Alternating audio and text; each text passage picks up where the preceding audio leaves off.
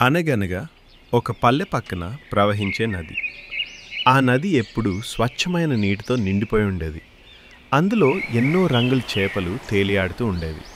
వాటిలో ఒక చిన్న బంగారు చేప చాలా చురుగ్గా ఉండేది.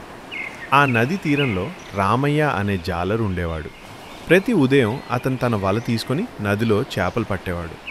ఒకరోజు రామయ్య వల వేస్తే ఆ బంగారు చేప అందులో చిక్కుకుంది. రామయ్య దాన్ని చేతిలోకి తీసుకున్నాడు. అది చిన్నదే కానీ చాలా అందంగా మెరిసేది. అతనికి దాన్ని అమ్మాలన్న మనసు రాలేదు.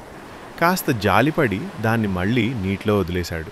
ఆ రోజు నుంచి రామయ్యకు నదిపై చేపలపై ప్రేమ పెరిగింది. ఆ బంగారు చేప ప్రతి ఉదయం రామయ్య వల వేయడానికి వచ్చే సమయానికి దగ్గరకు వచ్చి చుట్టూ తిరుగుతూ ఉండేది. రామయ్య నీటిలో ఆ చేపను చూసి నవ్వుతుండేవాడు. అలా రామయ్యకు ఆ చేపపై అనుబంధం ఏర్పడింది. ఒకరోజు పెద్ద తుఫాను వచ్చింది. నది ఉప్పొంగి ప్రవహించసాగింది. రామయ్య పడవలో చిక్కుకుపోయాడు.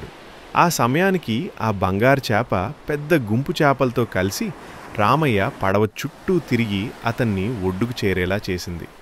రామయ్య సురక్షితంగా బయటపడ్డాడు. తుఫాను తగ్గిన తర్వాత రామయ్య నదీ తీరానికి వచ్చి ఆ చేపను మళ్ళీ చూశాడు.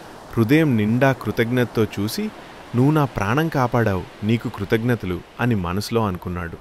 ఆ రోజు నుంచి రామయ్య నదిలో వల వేయడాన్ని మానేశాడు. అతనికి ఆ నది, చేపలు తన కుటుంబంలా అనిపించాయి.